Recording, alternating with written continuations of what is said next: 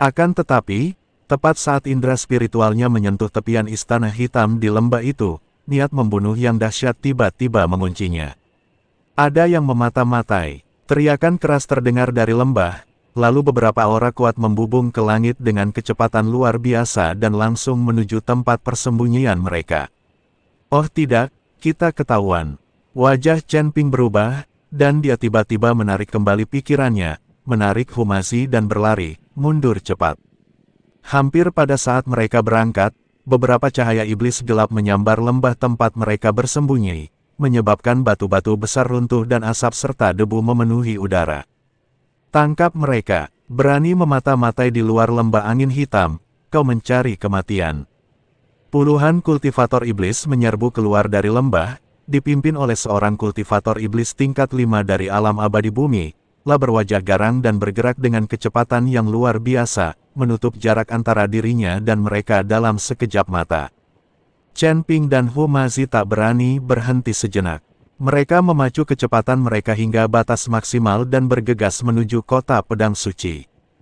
Para pembudidaya iblis di belakang mereka mengejar mereka tanpa henti, menyerang mereka dengan segala jenis mantra ganas dan senjata tersembunyi, yang memaksa mereka ke dalam bahaya. Bajingan-bajingan ini cepat sekali. Humazi menghindar dan mengumpat, lalu berbalik dan melemparkan beberapa jimat, yang meledak menjadi semburan api dan sedikit menghentikan para pengejar. Chen Ping berkonsentrasi merasakan napas di belakangnya, terus-menerus menyesuaikan arahnya dan memanfaatkan medan untuk menghindari serangan. Diam-diam dia merasa beruntung karena tidak terburu-buru masuk, kalau tidak, dia akan terkepung dan tidak bisa melarikan diri. Mereka berdua berlari liar sepanjang jalan.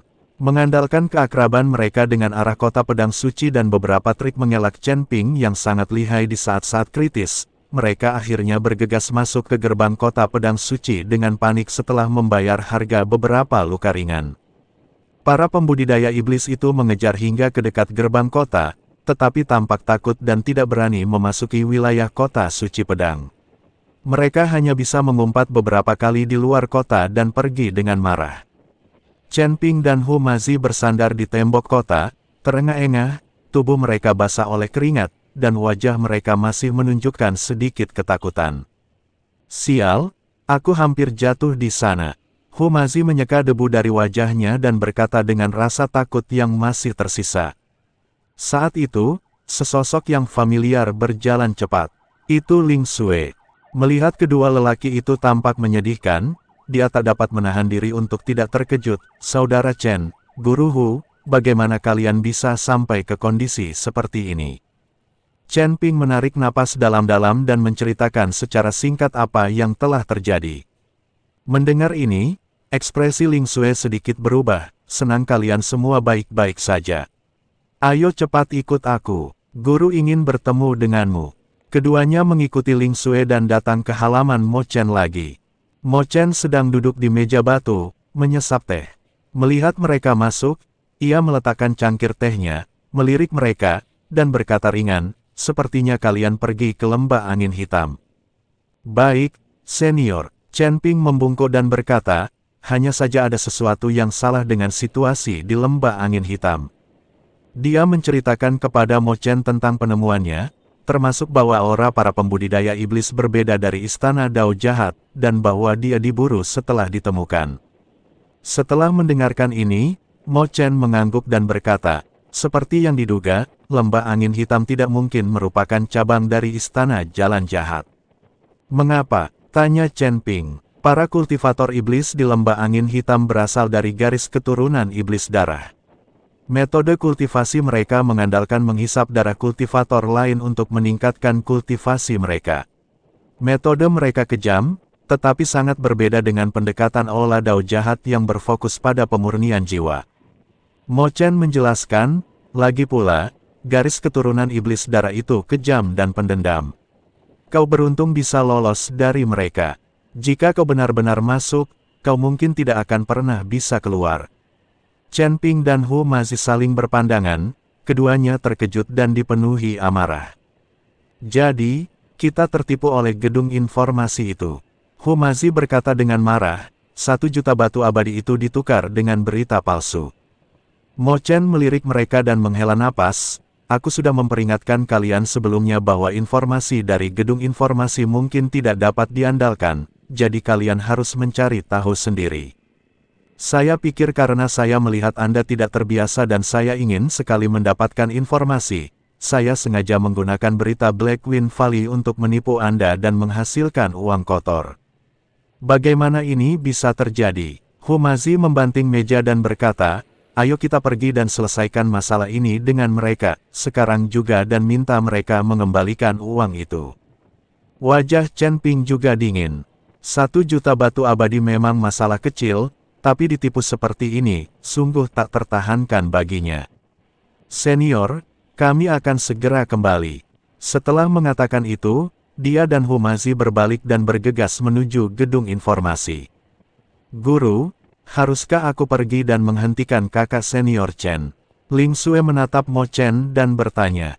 Tidak perlu, biarkan saja. Setiap kegagalan membuatmu lebih bijaksana, kata Mo Chen. Tak lama kemudian, Chen Ping dan Humazi kembali melangkah ke gedung informasi. Pelayan yang sebelumnya menerima mereka masih berdiri di aula. Melihat Chen Ping dan Humazi kembali, raut wajah terkejut terpancar di wajahnya. Kemudian dia kembali tersenyum profesional dan berkata, kedua tamuku, apakah ada hal lain yang kalian butuhkan? Kembalikan uangnya. Chen Ping langsung ke intinya, nadanya dingin, informasi yang kau berikan padaku salah. Lembah angin hitam sama sekali bukan cabang dari istana Dao jahat. Senyum pelayan itu memudar dan dia menggelengkan kepalanya, Tuan, menurut peraturan gedung informasi kami, setelah informasi terjual, tidak dapat dikembalikan. Aturan yang tidak masuk akal. Humazi berteriak dengan marah, kalian menjual berita palsu dan menipu orang, dan kalian masih tidak mau mengembalikan uangnya. Percaya atau tidak, saya akan merobohkan gedung kumuh kalian. Pelayan itu tampak tidak takut pada para kader dan berkata dengan nada tegas, Tuan, hargai diri Anda. Gedung informasi kami telah berdiri di kota Jiansheng selama bertahun-tahun dan memiliki aturannya sendiri. Kami hanya bertanggung jawab untuk menyediakan informasi. Informasi itu sendiri tidak benar atau salah. Itu adalah kesalahan penilaian Anda sendiri. Bagaimana Anda bisa menyalahkan kami? Tidak ada kemungkinan untuk mengembalikan uang. Kau, Humazi sangat marah hingga hendak menyerang, namun ditahan oleh Chen Ping. Chen Ping menatap pelayan itu, tatapannya sedingin es, lah tahu jika ia bertindak di sini, ia tidak akan mendapatkan hasil yang baik. Gedung informasi pasti punya dukungan untuk berani bertindak seperti ini. Bukankah kamu bilang kalau pesannya salah, uangnya akan dikembalikan sepenuhnya? Tanya Chen Ping. Apa aku bilang begitu? Aku tidak ingat. Coba tanya-tanya dan cari tahu kapan gedung informasi kami pernah mengembalikan uang. Kata pembantu itu dengan sombong. Sialan, kamu menyangkalnya meskipun kamu mengatakannya. Humazi sangat marah. Mata Chen Ping sedikit menyipit, dan dia sangat marah pada pelayan di depannya. Apakah kamu akan mundur atau tidak? Tanya Chen Ping dengan dingin. Jangan mundur, kata pelayan itu. Tuan Hu, bunuh dia, kata Chen Ping kepada Humazi. Ketika Humazi mendengar ini, dia menerkam pembantu itu bagaikan harimau lapar.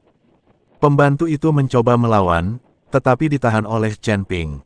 Pelayan ini baru berada di tingkat keempat alam abadi duniawi.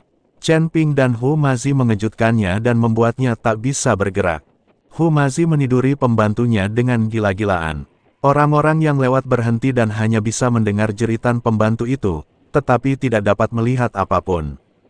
Hanya dalam waktu 10 menit, pembantu itu terdiam. Dia dibunuh oleh Humazi.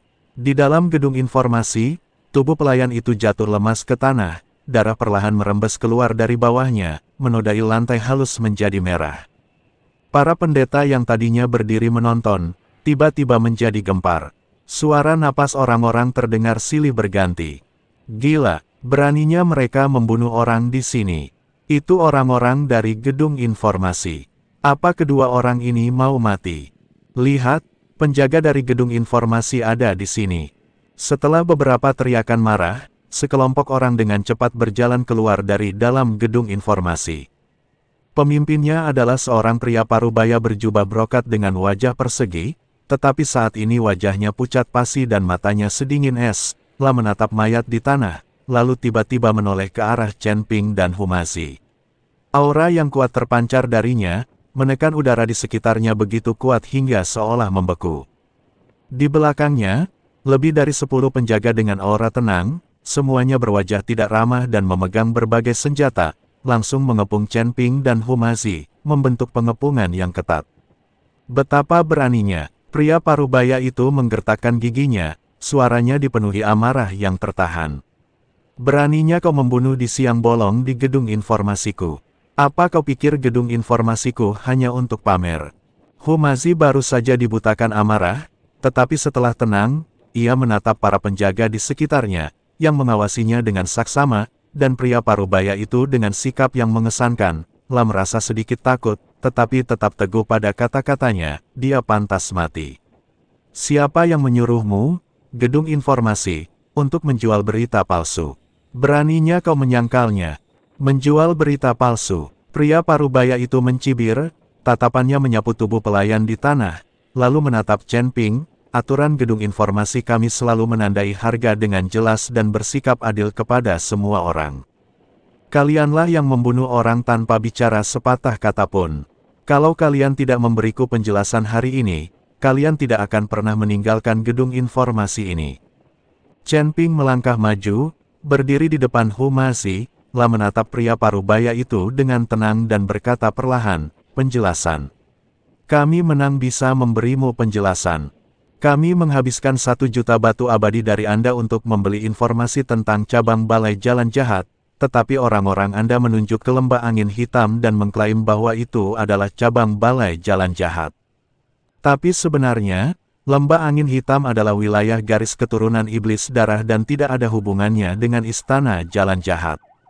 Kami pergi untuk menyelidiki dan hampir kehilangan nyawa di tangan iblis darah. Kami kembali untuk berdebat dan menuntut pengembalian batu-batu abadi, tetapi pelayanmu tidak hanya menolak mengakuinya, tetapi juga arogan dan membuat berbagai macam alasan. Apakah ini salah kami? Suaranya tidak keras, tetapi terdengar jelas di seluruh aula, dan para biksu yang mengawasi di sekitarnya dapat mendengarnya dengan jelas. Banyak dari mereka menatap pria parubaya itu dengan sedikit keanehan di mata mereka. Wajah pria parubaya itu sedikit berubah, lah jelas tidak menyangka alasannya seperti ini, tetapi ia tetap bersikeras, omong kosong. Informasi yang diberikan oleh gedung informasi saya sudah diverifikasi. Bagaimana mungkin itu salah? Kalian pasti salah menilai, salah menargetkan lembah angin hitam. Sekarang kalian ingin menyalahkan kami, bahkan sampai melakukan pembunuhan. Ini benar-benar keterlaluan. Salah pikiran. Tatapan Chen Ping berubah dingin. Waktu itu, orang-orangmu bersumpah bahwa informasi itu benar-benar andal dan jika ada kesalahan, pengembalian uang penuh akan diberikan. Sekarang setelah terjadi kesalahan, mereka bukan hanya tidak mengembalikan uangnya, mereka bahkan mengingkarinya. Apakah ini aturan gedung informasimu? Berhentilah membingungkan publik di sini. Pria parubaya itu berkata dengan tegas, membunuh seseorang berarti membayar dengan nyawamu. Ini wajar, apapun alasanmu, jika kau membunuh seseorang dari gedung informasiku, kau harus membayar harganya. Katakan padaku, siapa kau? Beraninya kau membuat masalah di gedung informasiku. Apa kau tidak punya murid senior di belakangmu untuk mendisiplinkanmu? Dia jelas ingin tahu asal-usul Chen Ping dan 2 orang lainnya. Jika mereka target yang mudah, dia pasti akan mencoba mencari mereka hari ini. Jika mereka punya latar belakang, dia juga akan mempertimbangkannya dengan saksama. Chen Ping berkata dengan tenang, saya adalah murid Sekte Pedang, Chen Ping. Sekte Pedang, pria parubaya itu sedikit mengernyit. Sekte Pedang memang cukup terkenal di kota Pedang Suci, tetapi tampaknya itu tidak cukup membuatnya takut, lah mendengus dingin, memangnya kenapa kalau mereka murid Sekte Pedang? Di kota Pedang Suci, bukan giliran Sekte Pedang yang mengamuk. Humazi tak kuasa menahan diri untuk berkata, kau tahu apa? Chen Ping bukan murid Sekte Pedang biasa. Pria parubaya itu mengabaikan Humazi dan hanya menatap Chen Ping, beraninya seorang murid sekte pedang begitu lancang. Sepertinya jika aku tidak memberimu pelajaran hari ini, kau tidak akan tahu tempatmu. Secercah ketidakberdayaan melintas di mata Chen Ping, Lata menyangka gelar sekte pedang tak akan berguna. Tetapi ketika dia melihat pihak lain hendak mengambil tindakan, Chen Ping tidak ingin menjadi musuh gedung informasi. Tetapi segera, Chen Ping memikirkan seseorang dalam benaknya. Itu Zhao Tianyi yang saya temui di gerbang kota. 4G81. Orang ini berkata jika aku punya masalah, aku bisa datang kepadanya dan dia akan menjadi kakak laki-lakiku. Bukankah sekarang saat yang tepat untuk menggunakan nama Zhao Tian? Kemudian, Chen Ping perlahan mengucapkan sebuah nama, Zhao Tianyi, apakah kamu mengenalnya? Zhao Tianyi. Ketika lelaki parubaya itu mendengar nama itu, raut wajahnya tiba-tiba berubah, dan sekilas ketakutan terpancar di matanya.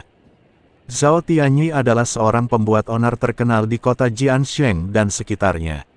Berbekal fakta bahwa ayahnya adalah penguasa Yucheng, ia bertindak arogan dan mendominasi. Kekuatannya juga cukup mengesankan, dan pasukan biasa tidak berani memprovokasinya. Melihat perubahan ekspresi pria parubaya itu, Chen Ping mengerti dan melanjutkan, Zhao Tianyi dan aku bersaudara. Menurutmu apa yang akan dia lakukan jika dia tahu aku disakiti olehmu? Wajah pria parubaya itu muram dan ragu, lah memang sedikit takut pada Zhao Tianyi, tetapi gedung informasi telah beroperasi di kota Jiansheng selama bertahun-tahun dan memiliki pendukung. Jika ia membiarkan Chen Ping dan yang lainnya pergi seperti ini, bukankah ia akan ditertawakan jika berita itu tersebar? Dia menggertakkan giginya dan berkata dengan keras kepala, kalaupun kau kenal Zhao Tianyi, terus kenapa? Ini kota suci pedang, bukan wilayah ayahnya. Membunuh seseorang berarti membayar dengan nyawa, dan berutang berarti membayar utang. Kau membunuh seseorang, jadi kau harus tetap tinggal. Kau bisa selamatkan nyawamu, atau kau bayar batu abadi yang cukup sebagai kompensasi. Kalau tidak, jangan pernah berpikir untuk pergi. Dia jelas tidak ingin terlalu menyinggung Zhao Tianyi atau menyelamatkan mukanya, jadi dia meminta kompensasi. Chen Ping menatapnya dan berkata perlahan, saya ulangi, saya adik Zhao Tianyi. Jika kamu bijaksana hari ini, kembalikan 1 juta batu abadi itu dan minta maaf, mungkin masalah ini bisa dihentikan. Kalau tidak, saat kakak tertua saya datang, apalagi ganti rugi, saya khawatir Anda tidak akan bisa menyelamatkan gedung informasi ini. Dia pemarah dan mungkin akan benar-benar merobohkan gedung Anda yang rusak itu. Kau berani mengancamku. Pria parubaya itu marah mendengar kata-kata Chen Ping, lah merasa Chen Ping memanfaatkan Zhao Tianyi untuk menakut-nakutinya. Jika ia benar-benar takut, bukankah ia akan terlihat terlalu pengecut? Dia tertawa terbahak-bahak, Zhao Tianyi. Dia bukan siapa-siapa. Apa kau benar-benar berpikir gedung informasiku ditaklukkan? Belum lagi dia tidak datang, kalaupun datang, kau tidak akan mudah hari ini. Begitu ia selesai berbicara, sebuah suara arogan terdengar dari luar gedung informasi, siapa bilang aku bukan siapa-siapa? Bela aku. Sebelum ia selesai berbicara, sesosok tubuh menyerbu seperti badai. Itu adalah Zhao Tianyi. Dia diikuti oleh beberapa pengikut, yang semuanya tampak agresif. Zhao Tianyi langsung melihat Chen Ping dan Humazi yang terkepung, lalu melihat mayat-mayat di tanah, lah tersenyum dingin, apa urusanku waktu itu? Aku hanya membunuh pelayan kecilmu. Beraninya kau, dari gedung informasi, mengganggu saudara-saudaraku. Zhao Tianyi langsung menghampiri Chen Ping dan menepuk pundaknya, adik kecil, kamu baik-baik saja. Kalau ada yang berani mengganggumu, aku akan menghajarnya. Ketika pria parubaya itu melihat Zhao Tianyi benar-benar datang, wajahnya langsung memucat. Kesombongannya yang sebelumnya lenyap dan ia tergagap, Zhao. Tuan muda Zhao, kenapa kau di sini? Zhao Tianyi meliriknya sekilas, kalau aku tidak datang, adikku akan diganggu sampai mati olehmu, bajingan. Bukankah kau baru saja bilang aku bukan siapa-siapa? Pria parubaya itu segera menggelengkan kepala dan melambaikan tangannya, tidak, saya tidak mengatakan itu. Tuan Zhao, Anda salah dengar, bagaimana mungkin saya berani mengatakan itu kepada Anda? Omong kosong, teriak seorang antek di belakang Zhao Tianyi, kami mendengarnya dengan jelas di luar tadi. Kaulah, orang tua, yang mengatakannya. Zhao Tianyi melangkah maju dan menatap tajam pria parubaya itu, berani melakukannya tapi tidak bertanggung jawab. Kurasa kau tidak akan mampu bertahan di gedung informasi ini. Sebelum dia selesai berbicara, dia tiba-tiba bertindak secepat kilat dan menamparkan dada pria parubaya itu dengan satu telapak tangannya. Pria parubaya itu tak sempat bereaksi. Terdengar bunyi gedebuk pelan, dan ia terlempar mundur seperti layang-layang yang talinya putus, menghantam dinding dengan keras dan menyemburkan darah. Jelas sekali ia sudah mati.